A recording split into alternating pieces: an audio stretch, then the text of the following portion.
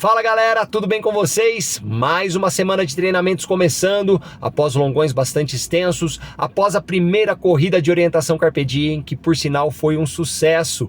Muito obrigado pela participação de todos, espero que vocês tenham se divertido tanto quanto a gente, que na organização e na execução desse projeto nos divertimos demais e que venham novos eventos como esse para a gente se divertir ainda mais. Obrigado mais uma vez pela participação e vamos agora para os principais treinamentos dessa semana, as principais sessões de treinamentos da semana.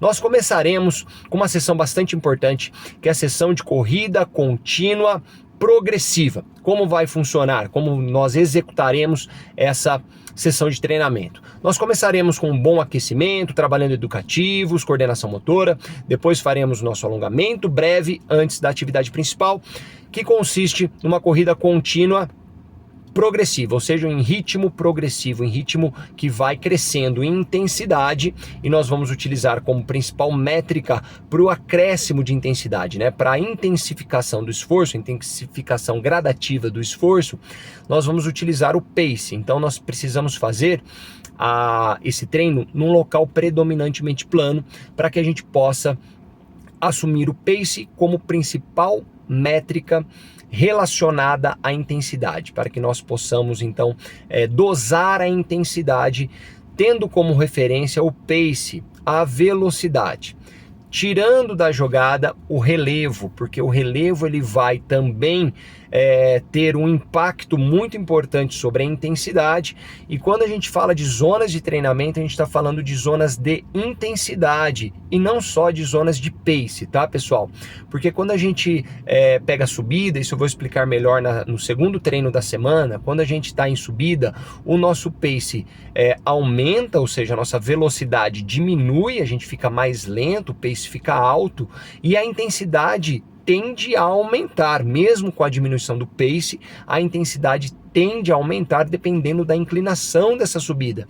Então a subida vai fazer com que o nosso pace fique fora da zona de pace relativa àquela zona de treinamento que a gente está trabalhando. Então digamos que a gente está em zona 3, num pace de zona 3 no plano. Quando a gente pega a subida, o pace vai aumentar, ou seja, a velocidade vai diminuir, o pace vai ficar alto, como se estivesse num pace de zona 2, por exemplo, ou até zona 1, dependendo da inclinação da subida, mas o seu esforço, a sua fisiologia, o que está acontecendo dentro do seu corpo, nos seus músculos, no seu sistema cardiorrespiratório, é um esforço ainda de zona 3, por mais que o pace esteja fora daquela referência.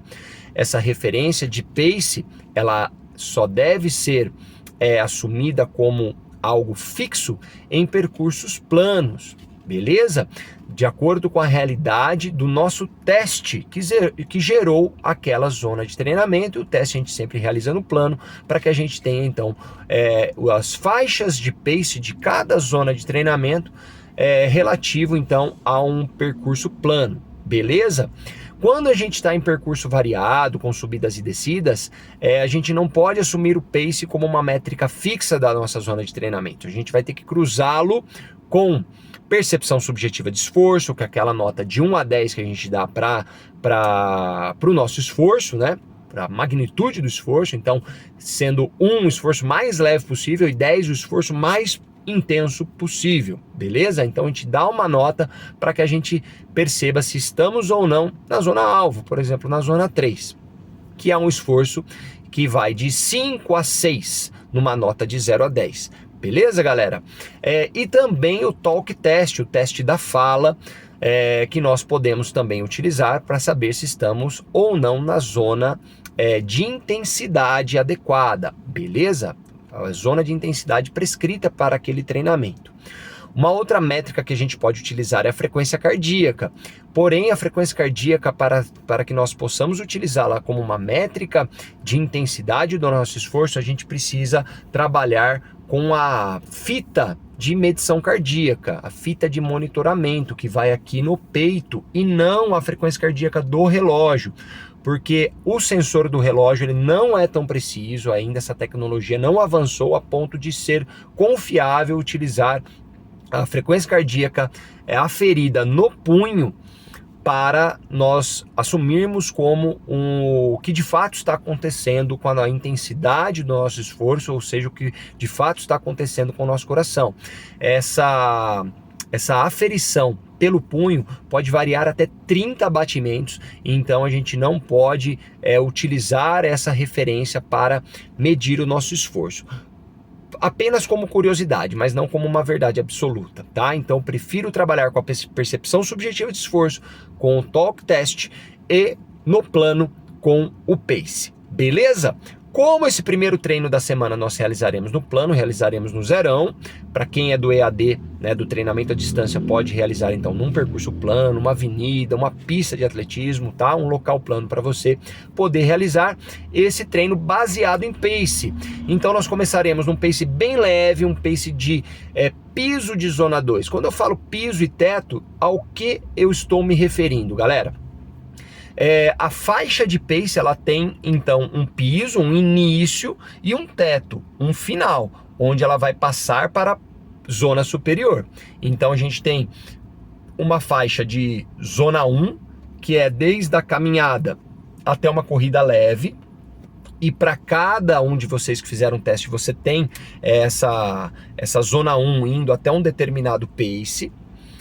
Quando passa para a zona 2, então a zona 2 vai ter um piso, que é a intersecção com a zona 1, e um teto de pace. Então vamos dar um exemplo aqui, vamos dizer que o piso da minha zona 2 seja 7 por 1000, e o teto da minha zona 2 seja 6,30 ou 6,20, por exemplo. 6 minutos, 20 segundos por quilômetro, né? Uma métrica de velocidade, certo? Eu levo 6 minutos e 20 segundos para percorrer 1 quilômetro, eu estou no teto da minha zona 2, na interseção com a zona 3. Então a zona 3 vai começar às 6,20 e vai, por exemplo, até 5,50. Então 5 minutos, 50 segundos em 1 quilômetro. É uma métrica, é a minha velocidade de deslocamento, de teto de zona 3, quando eu passo então para a zona 4. Então, cada zona ela tem uma faixa com um piso e um teto, tá? E tudo que está ali no meio está dentro dessa zona de treinamento. Bom, lá na planilha de vocês, baseando-me nos testes de vocês e também no acompanhamento diário, nós colocamos o pace que você deve realizar no primeiro quilômetro. Então você vai realizar vamos dizer, vai começar no piso da zona 2, vai começar uma corrida leve o primeiro quilômetro. No segundo quilômetro você vai correr um pouquinho mais no meio da zona 2, você vai aumentar um pouco a velocidade, ou seja, você vai diminuir um pouco o seu pace vai ficar um pouquinho mais baixo, um pouco mais rápido, tá? Então preste atenção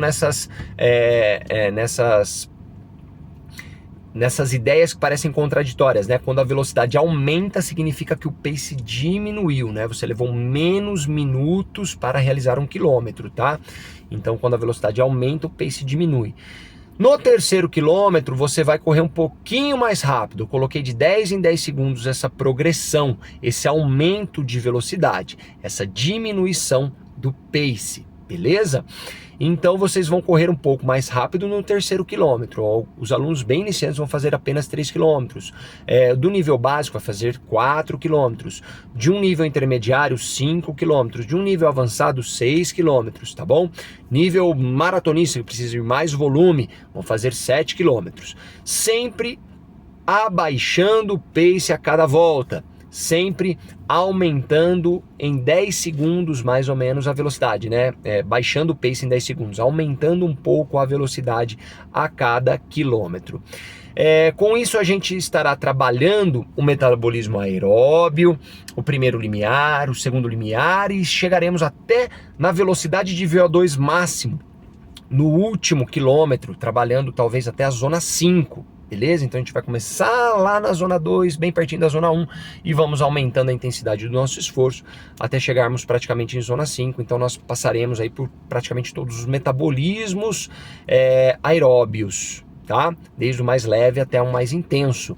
Esse tipo de treinamento é muito interessante para a gente aumentar a nossa condição física, a nossa capacidade física, tanto em primeiro limiar, bem leve, quanto em segundo limiar, já mais intenso, quanto em VO2 máximo, bastante intenso, tá bom? Então a última volta acaba sendo um tiro de 1000 metros. Esse treino é muito interessante que você faça sem intervalo, então se hidrate bem antes e faça o treino sem parar, ou leve alguma garrafinha portátil que você possa beber correndo, tá? Não vale parar, pausar o relógio para beber água e depois continuar, porque aí você tem um descanso, uma recuperação que vai favorecer você a conseguir realizar esse treino. Esse treino ele deve ser uma corrida contínua, progressiva, sem nenhum intervalo. Depois você bebe água, não é um treino que vai gerar uma grande desidratação, tá? Não é um treino longo, é um treino intensivo, um treino curto, aí de 30 a 40 minutos. Então você pode beber água antes e depois. Esteja bem hidratado antes de começar o treino, já beba água bastante no dia anterior, tá? Antes do treino, beleza? Hidrate-se bem e você poderá fazer esse treino sem pausas para hidratação. Maravilha? Então tente fazer uma diminuição do seu pace a cada quilômetro de aproximadamente 10 segundos. É difícil fazer esse ajuste tão fino, né? Às vezes a gente aumenta um pouquinho a velocidade e no final das contas a gente diminuiu 30, 40 segundos do pace, aí vai ser inviável continuar diminuindo nas próximas voltas. Então o aumento da velocidade ele é muito sutil, muito leve, vai acompanhando no seu GPS ou no seu aplicativo de celular, tá? Se você for fazer no zerão, por exemplo, um local que tenha 1 quilômetro certinho, né, para você aumentar a velocidade depois, uma estratégia que você pode fazer é fazer a primeira volta bem lentamente, a segunda volta no mesmo ritmo, acelerando um pouco nos 100 metros finais. A terceira volta, daí você já diminui a velocidade novamente, volta para a velocidade da primeira volta, e quando faltar 200 metros você acelera um pouquinho, e assim por diante. Na próxima volta, quando faltar 300 metros, você acelera. Você só tem que lembrar de desacelerar quando conclui a volta, para você voltar no pace da primeira volta e ir cada vez mais cedo, aumentando ali a velocidade nos metros finais, tá? Essa é uma estratégia que pode ser realizada, que acaba ficando mais fácil para você realizar então esse treino progressivo com sucesso, fazendo com que cada quilômetro seja um pouco mais forte do que o quilômetro anterior. Beleza, galera? Nesse treino nós estaremos treinando um fundamento também bem interessante das provas de fundo, que é a estratégia do split negativo. O que significa isso? É a estratégia da segunda metade do percurso ser mais rápida do que a primeira. Isso é uma estratégia utilizada por atletas no mundo todo, é uma estratégia que leva as quebras de recordes, né? As principais quebras de recorde, tanto na maratona, na meia maratona, os 10 km, 5 km, todas as provas de fundo, tem como uma constante o split negativo. A ideia de guardar energia para a segunda metade da prova, para o final da prova. Então você começa o treino ou a prova de uma maneira um pouco mais conservadora e depois da metade da prova você começa uma estratégia um pouco mais agressiva, um pouco mais intensiva, fazendo com que a segunda parte seja melhor do que a primeira. Numa prova de 5 km, a gente pode dividir em 2,5 e 2,5. Fazer a segunda perna de 2,5 mais rápida do que a primeira e assim por diante. Numa prova de 10, divide em 5 em 5. Numa prova de 21, divide em 2 blocos de 10 km e meio, por exemplo. E você realiza o final da prova mais forte. Você guarda um pouco de energia para o final da prova. Claro que essa estratégia ela não vai ter uma diferença de pace muito grande. Vai dar ali de 5 a 10 segundos do pace médio da primeira metade para o pace médio da segunda metade, tá? Não é algo assim, eu vou começar minha prova bem lenta, vou começar minha prova 7 por 1000 e vou terminar minha prova 5 por 1000. Né? Tá muito a 2 minutos de diferença um pace do outro. Se você consegue finalizar 5 por 1000, então você vai fazer a primeira metade a 5,15, 5,10 e a segunda metade a 5. Tá? Essa é a ideia. É próximo, porém um pouco mais rápido a segunda metade. Isso se chama split negativo. Você faz então essa subtração e ela dá uma subtração negativa porque a segunda metade ela é mais rápida do que a primeira. Beleza? Isso foi só o primeiro treino, mas eu prometo ser mais rápido agora para o segundo. O segundo treino nós faremos um treino com aclives, aí sim a gente já vai procurar um percurso todo cheio de subidas para a gente trabalhar uma corrida contínua, intensiva, desde o início aplicando zona 3. Como é que eu vou aplicar zona 3? No plano, uso o pace de zona 3. No plano ele vai funcionar. E na subida? Na subida eu não vou aplicar aquele pace de zona 3 por conta do efeito maior da gravidade, porque nós estaremos subindo, né, sempre levando o nosso corpo para cima. No mesmo pace de zona 3, a nossa intensidade vai parar lá em Z5, né? Então, como que a gente faz esse ajuste? Pela percepção subjetiva de esforço, pelo talk test, eu diminuo a velocidade na subida, mas eu mantenho a respiração de zona 3, uma respiração ofegante, eu consigo conversar com dificuldades. E uma nota de 5 a 6 para o esforço que eu estou fazendo. No final desse percurso, se for um percurso de 5, 6, 7, 8 quilômetros ou 10 quilômetros, eu já vou ter uma percepção de esforço mais próxima de 7, tá? Então, para os iniciantes que estão ali concluindo 4 quilômetros, que para eles já é bastante, a percepção de esforço já vai estar próxima de 7. Para os intermediários que vão fazer em torno de 6, 7 quilômetros, a percepção próxima de 7. Para os avançados vão fazer 8 quilômetros ou 10 quilômetros, a percepção próxima de 7 no final, tendo em vista que você tem um aumento da percepção de esforço com a duração da atividade física, tá? E quanto melhor o seu condicionamento físico, maior essa duração, então o seu esforço de intensidade 7, numa escala de 0 a 10, ele vai ser lá no final mesmo do seu percurso. Então, utilizem a percepção subjetiva de esforço, o talk test e o pace quando estiver no plano, né? As outras métricas você vai usar o tempo todo, subindo ou descendo, você vai usar o talk test, você vai usar a percepção subjetiva de esforço e, para aqueles que usam monitor cardíaco, frequência cardíaca também de zona 3, uma frequência cardíaca então moderada, né? Um esforço moderado a moderado forte, tá? De 5 a 6. Beleza? Esse é o segundo treino importante da semana, uma corrida contínua, intensiva, em zona 3. Dê uma olhadinha quantos quilômetros você deve fazer, tá? E o terceiro treino importante da semana é o longão, e esse longão também ele é variativo, uma corrida extensiva, progressiva, mais uma vez trabalhando o split negativo agora numa corrida mais extensiva. Então não coloquei a referência certinha de pace, mas sim a referência de zonas de treinamento. Então você pode ter lá, aqui nós vamos fazer lago e aterro, né? Vamos fazer lago e aterro, então são 4 quilômetros, então a gente vai fazer 4 quilômetros, por exemplo, em Z2, 4 quilômetros em Z3, para quem for fazer 8 quilômetros, tá? Para quem for fazer mais, então nós já vamos começar a trabalhar Z2, Z3 e Z4. Para quem for fazer ainda mais, nós vamos trabalhar da seguinte forma, daí você vai ter uma setinha. Z2 para baixo, a setinha para baixo é o piso da Z2. Próximos 4 km, Z2 para cima, setinha para cima, é o teto da Z2, quase na interseção com a Z3. Claro que não precisa ser os segundos ali do piso, ou os segundos ali do teto, mas vamos dividir a zona 2 em duas partes, e nos primeiros 4 km você faz a parte de baixo da Z2, a parte mais lenta da Z2. Nos próximos 4 km você faz a parte de cima da Z2, né?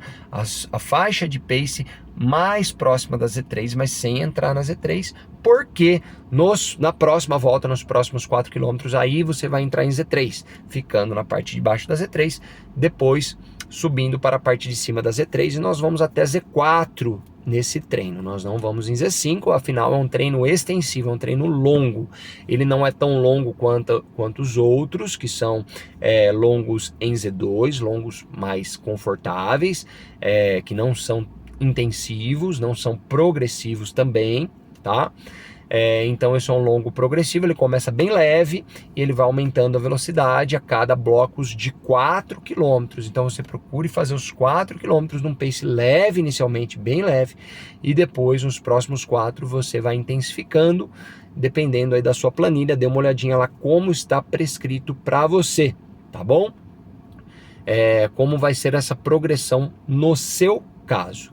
Então, o treino longo dessa semana ele também é progressivo, nós também vamos trabalhar o split negativo e com isso, galera, nós estamos trabalhando e melhorando e evitando a nossa quebra, né? Uma quebra numa prova longa, ou mesmo uma prova curta, uma prova de 5 km, se eu saio muito forte, eu quebro no final, posso até andar 10 km, 21, as provas mais longas isso é mais comum de acontecer, né? Se você erra um pouquinho o pace, então você começa a sua maratona lá leve, e você está sentindo que está leve demais, falando tá muito fácil, porque a gente fez o polimento, a gente treinou pra caramba, então no dia da prova a gente está inteirão, com glicogênio até o talo. Daí a gente vai começar a prova e a gente se sente muito confortável trabalhando num pace, às vezes até de Z3. Fala, meu, essa Z3 tá Z1, eu tô voando. Só que se você ficar ali, meu amigo, com 21, 25, no máximo 30 quilômetros, você vai ter consumido todo o seu glicogênio. Por mais que você tenha reposto com gel de carboidrato, esse gel de carboidrato não vai repor glicogênio muscular. Ele só vai estar mantendo a glicemia sanguínea e evitando o esgotamento rápido do glicogênio hepático, o glicogênio do fígado, que fica mantendo a glicemia sanguínea para outras funções fisiológicas, como por exemplo as funções do sistema nervoso central, né? Então o glicogênio hepático ele fica ali trabalhando para a manutenção desses outros tecidos, né? Do fornecimento de energia desses outros tecidos. Então a gente coloca gel para dentro para a gente ajudar o fígado a manter a glicemia dos outros tecidos. Enquanto isso a gente está consumindo o glicogênio muscular. Se a gente não repõe essa glicose sanguínea, o fígado acaba rápido e o glicogênio muscular acaba tendo outra função, além da contração muscular, de fornecer açúcar para o sangue para manter o sistema nervoso central trabalhando, porque o fígado já esgotou o seu glicogênio. Então aí a gente vai quebrar muito mais rápido. Por isso que a gente repõe carboidrato durante a atividade, a cada 30 minutos, por exemplo, com gel, com rapadura, seja lá qual estratégia você vai usar, para ajudar o fígado a manter a glicemia sanguínea e a gente poder usar o glicogênio muscular apenas pro exercício e não para o sistema nervoso central, por exemplo, senão ele vai acabar muito rápido e a gente vai quebrar. É isso que acontece quando a gente intensifica um pouco a atividade de longa duração, uma atividade de mais de 4 horas, por exemplo. Se a gente intensificar um pouquinho, a gente já vai ter um consumo mais rápido desse glicogênio muscular, vai acabar no meio da prova, e aí você vai quebrar. Então, para a gente treinar isso, treinar um aumento das reservas de glicogênio muscular, treinar o metabolismo aeróbio, fornecer mais energia, consumindo menos carboidrato, a gente vai começar a trabalhar bastante esses treinos progressivos e o split negativo, intensificando a segunda metade da prova. A gente vai estar trabalhando na entrada numa intensidade, né, no meio da prova, entrar numa intensidade forte, justamente para causar a diminuição drástica dos níveis de glicose, dos níveis de glicogênio muscular, esgotar o glicogênio muscular nos treinos, para forçar o nosso corpo a se adaptar a isso, aumentando os estoques internos de glicogênio muscular, aumentando então as reservas intramusculares de energia, com esse aumento de intensidade gradativo durante a prova, né? Então isso a gente vai justamente tentar melhorar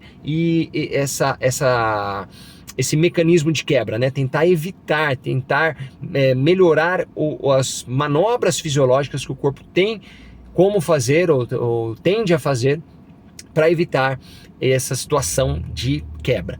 Então a gente treinando essa intensificação, a gente pode quebrar nos treinos, não tem problema, porque isso vai gerar adaptações positivas para que isso aconteça na prova, beleza? E a gente vai se conhecendo também até que pace eu consigo ir sem causar essa quebra, essa depleção completa dos meus estoques de glicogênio, de glicose, de glicogênio muscular, de glicogênio hepático e treinar também o nosso intestino, o nosso sistema gastrointestinal a absorver mais glicose. Então utilizem nesses treinos recursos de nutricionais, de reposição de glicogênio, de eletrólitos, de glicose, de eletrólitos, de carboidratos e de sais minerais durante esses treinos, para que você possa treinar o seu intestino a absorver melhor isso, e também ele entra nesses mecanismos fisiológicos, né? Essa reposição nutricional vai ser muito importante para auxiliar os mecanismos fisiológicos, ou dar suporte aos mecanismos fisiológicos para manter a atividade com a maior duração possível, a maior intensidade possível também dentro dessa duração. Beleza, galera? Desculpa aí, hoje o vídeo ficou longão, mas expliquei tudo aqui para vocês sobre os treinos, sobre a fisiologia por trás dos treinos e as adaptações que nós pretendemos com cada um deles. Beleza? Assim nós vamos melhorando a nossa performance, melhorando o nosso condicionamento físico, melhorando a nossa saúde, que é isso que a gente quer por meio do treinamento. E atingindo os nossos objetivos também, a gente vai ficando cada vez mais feliz, mais confiante e mais satisfeito, e a gente pode inclusive levar esse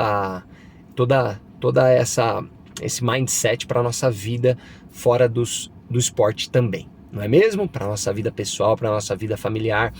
Planejamento é tudo, e o treino certo, a ciência por trás de toda o treinamento esportivo pode nos ajudar também no nosso dia a dia, planejando melhor e buscando a excelência em tudo que a gente faz, tá bom? Um beijo no coração de vocês, bons treinos, tamo junto, nos vemos nos treinos. Tiver dúvida, manda mensagem aí pra gente. O pessoal do treinamento à distância também estamos aqui quase que 24 horas para auxiliá-los nos treinos, tá bom? Um abraço, galera, valeu!